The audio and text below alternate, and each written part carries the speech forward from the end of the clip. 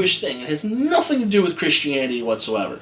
Christianity adopted the Torah. It adopted the law. Because the Talmud. No, the Talmud's the teachings on the law. It adopted the law.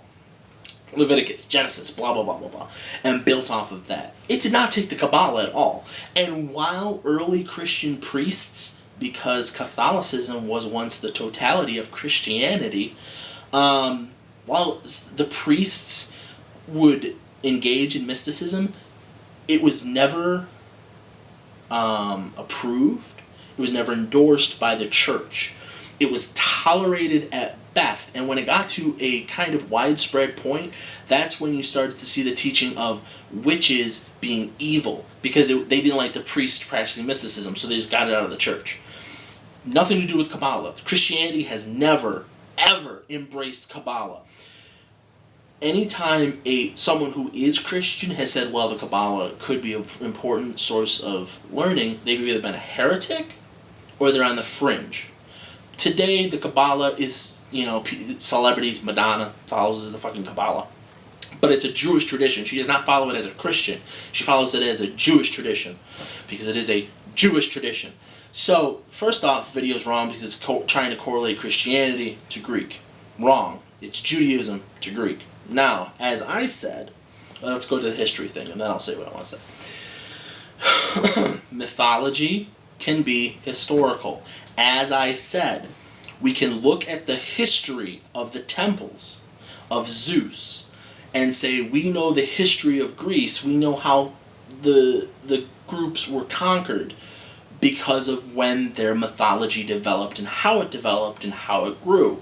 To say that mythology is not historical is moronic. Mythology is not truth. Mythology does not tell you how the world came to be.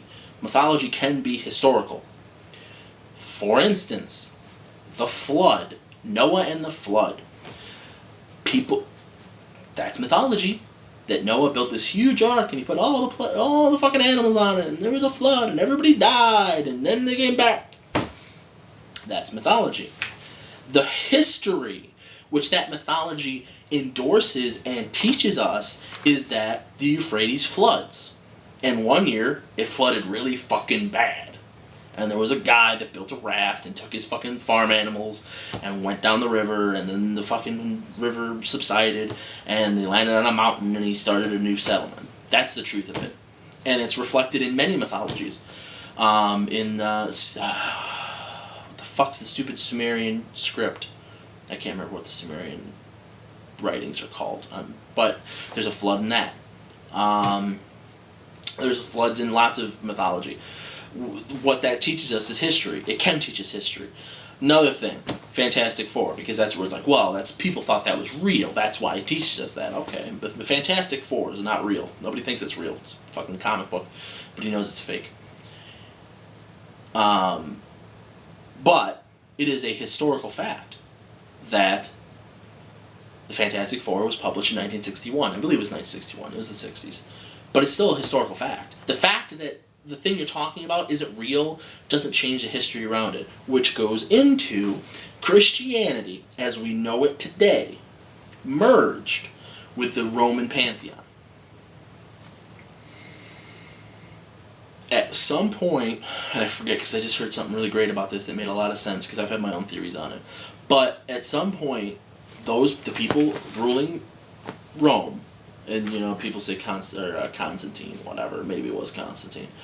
I've theorized it might not have been, and the whole Romans feeding Christians to lions might be a fucking bullshit story because we don't have any empirical evidence of that. All we have is the church lore.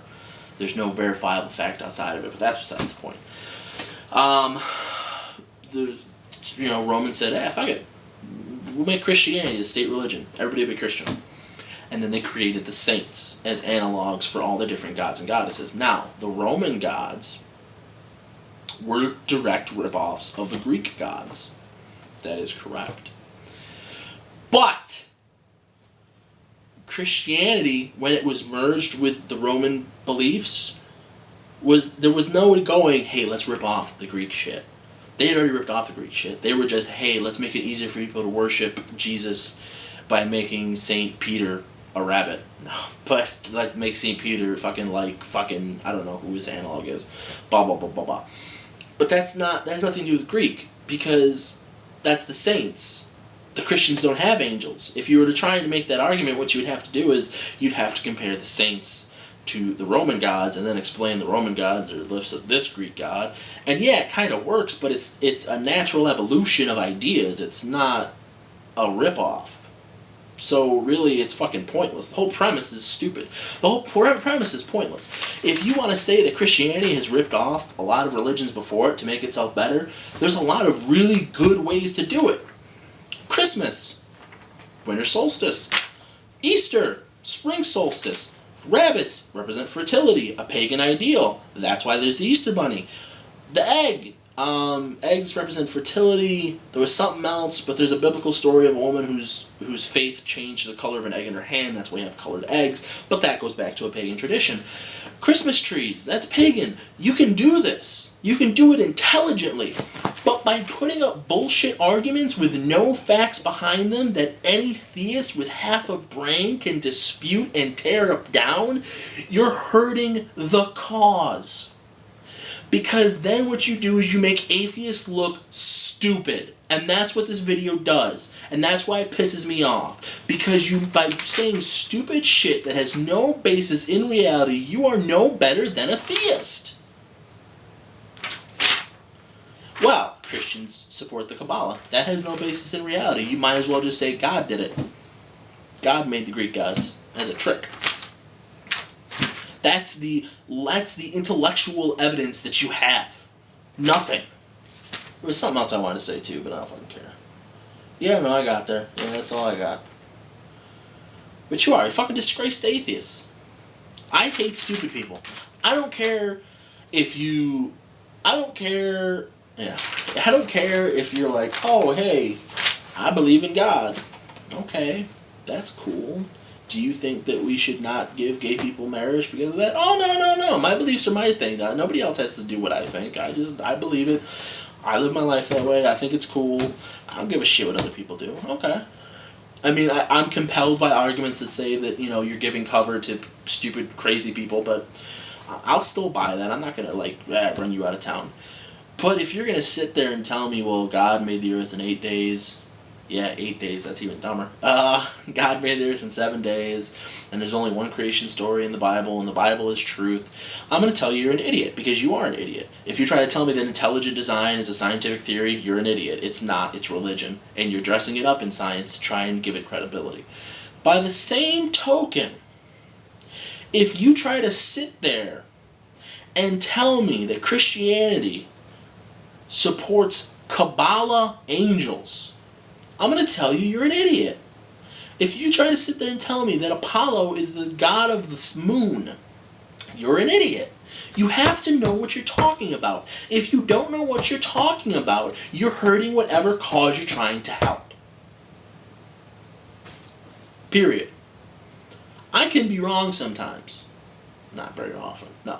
I can be wrong sometimes, and I will admit when I am wrong. And I do my best to be as well educated as I can. And when somebody brings me fucking information, I'll say, well, listen, can you cite it? Because I can't believe you if you don't cite it, because that seems kind of crazy. Or I'll say, okay, you have shown me this piece of evidence. I will adjust my beliefs to reflect that. Like fucking, if, I'm trying to think. Well, the 9/11 conspiracy, that's something. Like, I'm like, oh, those are good questions. I don't know. It could be. And then someone's like, no, here's the science behind it. Here's exactly why it's all bullshit. I'm like, okay. Then it's all bullshit. JFK. Believe that for the longest time. Like, oh, fucking the magic bullet. Like, okay, you explain the magic bullet, but why does his head go weird? And then fucking Penn and Teller show me why his head go weird. And they show me. They're just like, here it is. Boom, I shoot you. Boom. And this is what happens. Okay, boom. I understand. But... an atheist, for me to respect you as an atheist, you have to be a skeptic. If you are not a skeptic, you're a theist. You're just a shittier theist.